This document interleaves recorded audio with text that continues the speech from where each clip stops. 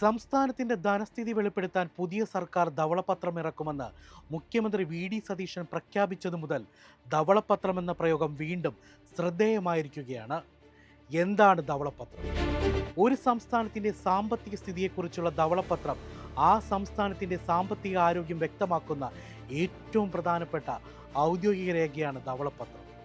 സാധാരണയായി പുതിയൊരു സർക്കാർ അധികാരത്തിൽ വരുമ്പോഴോ അല്ലെങ്കിൽ സംസ്ഥാനം കൂടുതൽ സാമ്പത്തിക പ്രതിസന്ധിയിലൂടെ കടന്നു പോകുമ്പോഴാണ് ഇത് പുറത്തിറക്കാറുള്ളത്. ഇനി ധവളപത്രത്തിലെ ഉള്ളടക്കങ്ങൾ എന്തൊക്കെയാണെന്ന് നോക്കാം. സംസ്ഥാന സർക്കാർ ആകെ വീട്ടാനുള്ള കടം എത്രയെന്ന് ഇതിൽ വ്യക്തമാക്കും.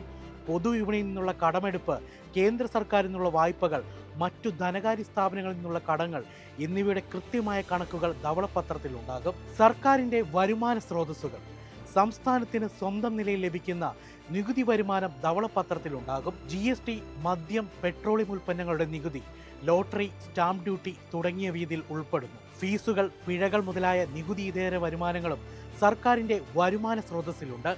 കേന്ദ്ര നികുതികളുടെ വിഹിതമായ സംസ്ഥാനത്തിന് ലഭിക്കുന്ന തുകയും വിവിധ സർക്കാരിന്റെ പദ്ധതികൾക്കായി ലഭിക്കുന്ന ഗ്രാന്റുകളുടെ വിവരങ്ങളും ഇതിലുണ്ടാകും.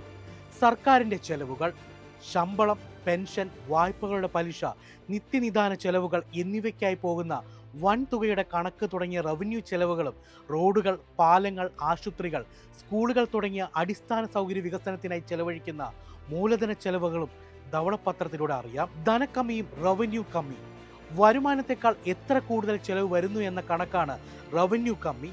സർക്കാരിന്റെ ദൈനംദിന വരുമാനവും ദൈനംദിന ചെലവും തമ്മിലുള്ള വ്യത്യാസം ഈ കണക്കുകൾ പറയും. സംസ്ഥാനത്തിന്റെ ആകെ വരുമാനം ആകെ ചെലവും തമ്മിലുള്ള അന്തരമാണ് ധനക്കമ്മി. ഇത് നികത്താനാണ് സർക്കാർ കടമെടുക്കുന്നത്. മുൻകാലങ്ങളുമായുള്ള താരതമ്യം, കഴിഞ്ഞ 10 വർഷത്തെ സാമ്പത്തിക വളർച്ചയും തകർച്ചയും കാണിക്കുന്ന ഗ്രാഫുകളും ചാർട്ടുകളും ഇതിലുണ്ടാകും. ഏത് കാലഘട്ടത്തിലാണ് കടം കൂടിയത്, വരുമാനം കുറഞ്ഞത്, എപ്പോഴാണ് തുടങ്ങിയ കാര്യങ്ങളും ഇതിൽ വ്യക്തമാകും. സാമ്പത്തിക പ്രതിസന്ധിക്കുള്ള കാരണങ്ങൾ: നികുതി പിരിവിലെ പരാജയം, പ്രതീക്ഷിച്ച കേന്ദ്ര വിഹിതം ലഭിക്കാത്തത്, പ്രകൃതി ദുരന്തങ്ങളോ മഹാമാരികളോ വരുത്തിവെച്ച അധിക ചിലവുകൾ, അനാവശ്യ ധൂർത്തുണ്ടെങ്കിൽ അതും ധവളപത്രത്തിൽ തുറന്നു പറയാറുണ്ട്. വരാനിരിക്കുന്ന സാമ്പത്തിക നിയന്ത്രണങ്ങളും നിർദ്ദേശങ്ങളും, സാമ്പത്തിക സ്ഥിതി മെച്ചപ്പെടുത്താൻ സർക്കാർ ഇനി സ്വീകരിക്കാൻ പോകുന്ന കർശന നടപടികളാണ് ഇതിൽ ഉണ്ടാവുക.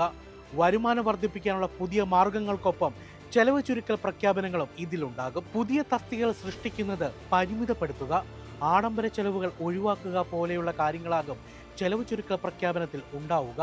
വരുമാനം വർദ്ധിപ്പിക്കാൻ നികുതി പരിഷ്കാരങ്ങൾ പോലുള്ള മാർഗങ്ങളും ഇതിലുണ്ടാകും. ധവളപത്രം എന്നത് കേവലം രാഷ്ട്രീയ ആയുധം മാത്രമല്ല, സംസ്ഥാനത്തിന്റെ ഭാവിയിലേക്കുള്ള റോഡ് മാപ്പ് കൂടിയാണ്.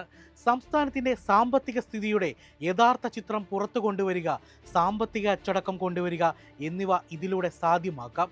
സംസ്ഥാനത്തിന്റെ യഥാർത്ഥ സാമ്പത്തിക ആരോഗ്യം വീണ്ടെടുക്കാനുള്ള ഒരു രോഗനിർണയ രേഖയായിരിക്കും ധവളപത്രം. എളുപ്പത്തിൽ സമ്പാദ്യം വളർത്താം. ഇന്ന് തന്നെ മൈഫിൻ TV ആപ്പ് ഡൗൺലോഡ് ചെയ്യൂ.